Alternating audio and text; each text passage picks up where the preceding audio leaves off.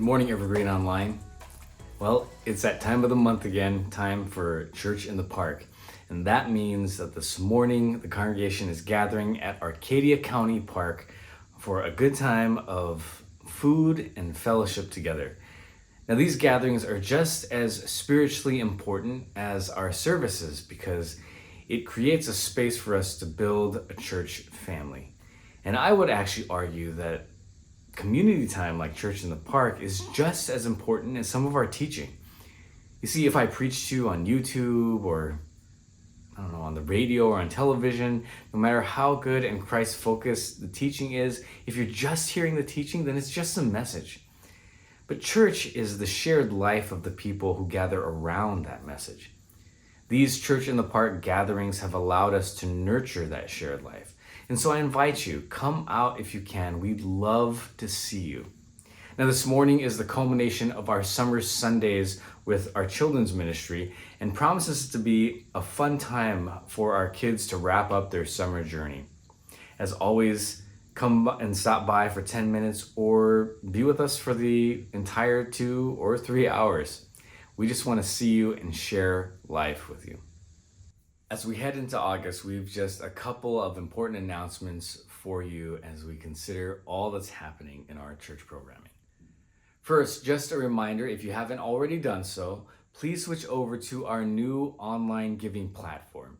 This new platform will be more centralized, easier to use, and include features such as being able to pay for Evergreen events and reducing Evergreen's transaction fees. We'll be closing down the old platform on Fellowship One in September, so please switch over within the next month. Easy instructions are available on our giving page, and there's even a YouTube tutorial on our YouTube channel if you need. Now next, our youth ministry will be hosting a pool party at Pastor Ryan's house on August 10th from 1 to 4 in the afternoon.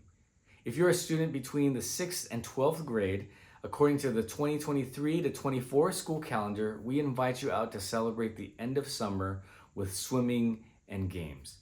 Snacks and refreshments will be provided. Just bring your own sunblock, swimsuit, and towel. Contact Pastor Ryan for more information about this event. Now this month, we've been featuring some of our local and global missional partnerships at Evergreen. First, we heard from the Miller family who serve with SIM in Tokyo, along with Reverend Melanie Marchow, who serves with Asian American Christian Fellowship on some of the California college campuses. And the following week, we heard from the Williams family, who serve with international ministries in Thailand and Southeast Asia, along with Eric Wu, who serves with InterVarsity's International Student Ministries. QR codes to their support will be on the announcement slides for this online devotional, so you can use your device camera to find out how you can support these 4 missional partners of Evergreen. Please consider becoming part of their support team and supporting them either financially or through prayer. Now, I want to give a special invitation to all of you to attend our Summit Leadership Gatherings. Every August, we move our in-person worship services entirely online. In its place, we invite our leaders and volunteers to join us on campus at 10 a.m. on Sunday mornings for a time of worship, prayer, and equipping or training for the upcoming academic year. And we started this rhythm in the pandemic as an innovative way to create a season of rest. First of all, for our hardworking worship arts and tech team, who has a lot to do every Sunday with live streaming, while also addressing the increasingly busy schedules of all of our leaders and volunteers. In a sense, what we've created is a 4-Sunday leadership retreat for our volunteer community, but without the need to plan for a weekend away from home. We're utilizing our YouTube channel as a way to provide 2 types of programming at the same time, allowing us to be at 2 places at once on Sundays at 10 a.m. You see, on campus, we'll be worshiping with and training our volunteers, and online, we'll be worshiping with the rest of you through our online services. Now, a few quick notes about our summit. Although the time is geared toward our volunteers and leaders, this is not an exclusive gathering. Anybody can come. Childcare will be provided for these gatherings as well, so just make a note of any children that you plan to bring when you sign up. Lunch will be provided, So please make sure you RSVP by Thursday of next week so that we can get an accurate count for food. Now this year, our schedule includes a general session on August 4th, where we'll be talking about the upcoming centennial year and preparing a bit for what looks to be a tumultuous election season. We'll be equipping you with a few contemplative tools that I think will be very helpful in cultivating character amidst a chaotic world. These simple tools will allow you as individuals or groups or even in your ministry teams to access God's presence and voice in the season ahead. Now on August 11th, our mental health awareness team will be facilitating a training on active listening. This session will help to equip our home group facilitators and ministry leaders with practical techniques to create a welcoming environment for good discussion in your groups. This will be a fun time, but we'll be developing some very important skills to continue building our church into a home. You're not going to want to miss either of these sessions, so please sign up today. Now on August 18th, we will not be having any in-person summit gathering. Instead, some of our ministry groups will be holding their own specific training or specific retreats for those groups. If you're a part of a ministry team, your leaders or pastors will be contacting you if in fact they're planning a training on that day. Now that is a lot of information, but hopefully it gives you a better idea of next month's summit. I strongly encourage you, especially if you are a leader or volunteer, to RSVP and plan on attending those gatherings. You see, this is our main way of getting our leadership community unified and centered in God's direction before we launch into another important academic year. Now, as I mentioned, our worship services will still continue in August. They'll just be online. For the month of August, we will launch into a special sermon series called Out of Character, where our pastoral staff will take us through some of the ways God has been shaping our character by doing something that was out of character. This will be a fun little series that we do, so make sure you turn into our YouTube channel each Sunday of August to catch this series. And now, let's continue our time with a moment of worship.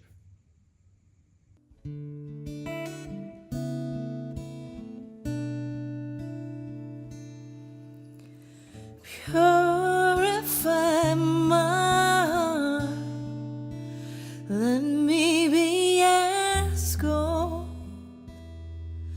and precious silver. Purify my heart, let me be as gold, pure gold. Refiner's fire, my heart's one desire is to be holy, set apart for you, Lord. I choose to be holy, set apart for you, my Master, ready to do your will.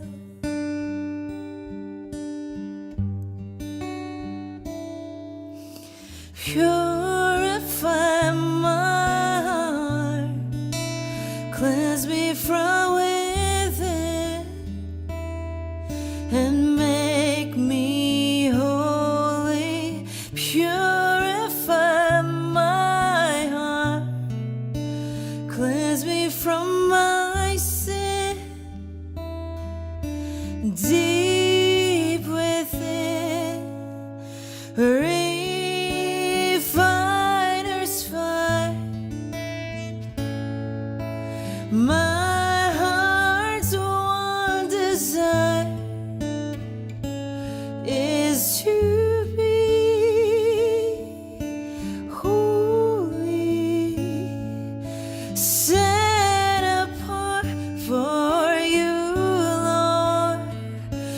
choose to be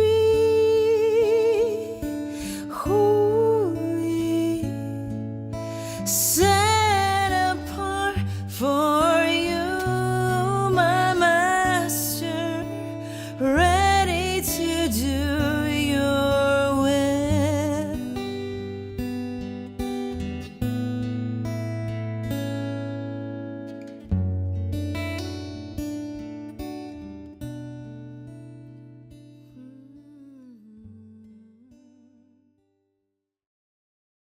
Part of my job as senior pastor is to be sort of an organizational emissary or ambassador for the church. I go to events and meetings to connect with people and organizations on behalf of Evergreen in order to create and nurture our own relational and ministry partnerships. For example, last week after church, I was invited to the installation service for the new pastor at Los Angeles Japanese Baptist Church, which is the original Japanese speaking congregation that hived from us back in the mid 20th century. This was the congregation that was the first generation Japanese at Evergreen, and many of our current prime-timers actually had parents that were a part of this church. The old senior pastor there was retiring after 50-something years, so it was quite an occasion. Now, as senior pastor of Evergreen, I go to the event to represent us, offer blessing and support on behalf of all of you.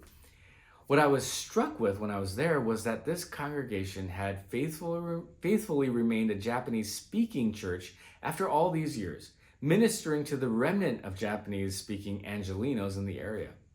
There were only 3 members of this dwindling congregation left at this service. Now, the new pastor's family alone was about 6 people, so they tripled the size of this church just by accepting the call. Now, the new church vision seemed to be open to becoming a multi-ethnic space as it considered the heavily Spanish-speaking neighborhood that it sits in, so there's definitely a good chance that the church will grow in years to come. But right now, it might be considered by many to actually be a dying church. Now, it's easy for me to think that Evergreen has come a long way from this, that we have somehow made it and grown larger and successful compared to Japanese Baptist Church because of the size of our congregation and maybe the size of our campus. But as I sat there, I was struck by the honest beauty of this congregation, the faithfulness of this church to its original call.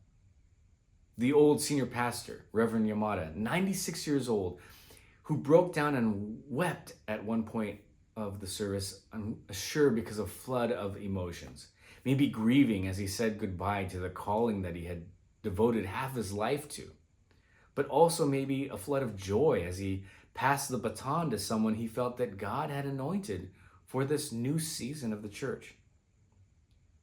There was something so noble about that.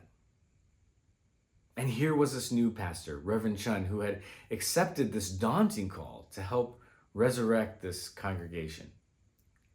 From what I could tell, he was a humble, kind, and grounded man who had been a missionary in Japan, now called to God's mission in Boyle Heights in Los Angeles. I left that service with a profound sense of admiration for the faithfulness of these 2 pastors and the congregation. I'm feeling like, wow, I just really hope that we can have those characteristics and qualities, that I could be like Reverend Yamada and Reverend Shun. I found that I actually have a lot to learn from this church. The day after the service at Japanese Baptist Church, I joined a few other Asian American Baptist pastors and a few national Baptist leaders, denominational leaders, for a retreat in Murrieta. Our purpose was to provide a space for refreshment and connection as all of us AAPI pastors lead congregations in the Southern California area. Now, this group of leaders was very theologically diverse. Some were conservative, others were more progressive, some were moderate. It was very American Baptist in that way. And to be honest, it's not always easy being part of groups like this because some of our theological differences are pretty distinct. And it's easy to think that those distinctions make us better than maybe the other people there. It's easy for the conservative leaders to think that the progressive leaders are not biblical and have strayed from the truth. It's easy for the progressive leaders to think, well, we've moved past where the conservative people are. Those differences and attitudes can erect a wall between us, make us even more divided. But the purpose of this gathering is to set those differences aside and find collegiality, commonality in our ministry to AAPI communities and congregations. Now, throughout the week, I could sense God inviting me to be open and teachable and to see the enormous value that all of these other leaders brought to the table. And I left feeling tremendously blessed, impacted by the vulnerability and heart of these other pastors. Having learned from their perspectives to pastoring and to leadership. And God showed me that I have so much to learn from these leaders if I can be humble and open to them. It reminds me of Paul's letter to the Philippians, where he says in Philippians chapter 2, "Therefore, if you have any encouragement from being united with Christ, if any comfort from his love, if any common sharing in the Spirit, if any tenderness and compassion, then make my joy complete by being like-minded, having the same love, being one in spirit and of one mind. Do nothing out of selfish ambition or vain conceit. Rather, in humility, value others above yourselves, not looking to your own interests, but each of you to the interests of the others." Now, Paul is writing to the church in Philippi as they deal with division within their community. He writes to this church, urging them to find commonality in their Christian faith and to promote humility within their hearts. Paul's words speak to our posture toward those who might be different from us. Verse 3 says, "In humility, value others above yourselves." The Message paraphrase uses the words, "Put yourself aside for them." And there's a sense in this passage of pushing off any value in yourself and your own interests, and instead to consider the immense value of the other person. Now you might be thinking, well, we shouldn't think that we have no value or worth compared to other people. And it's true, we all have tremendous worth in God's eyes. But perhaps what Paul is encouraging is for this divided Philippian community to begin seeing the incredible value of the opposing person. So much so, it's as if you yourself have no value. Now, when we posture ourselves like that, humble character is cultivated within us, which gives birth to unity, which Paul wanted to see in this church community. I think that's what I'm learning through these partnerships that I find myself in as a pastor. That through a posture of humility, unity with some of these people that I might typically disagree with is actually possible. More than that, I can learn from their wisdom, and my character is shaped through that relationship. Are there people in your life, perhaps people that you might typically oppose or be different, you find yourself different from, that God is calling you to consider maybe of more value above yourself? Are there relationships or partnerships where God is cultivating a posture of humility in you? And what would happen if the people you might typically brush off because of your differences, instead you were to treat with immense worth and significance? I think something in this world would change if you did. At the very least, something inside you would. May God help us all to value these people this week. Grace and peace, beloved. We'll see you at our summit next week. or online as we start our new sermon series. Take care.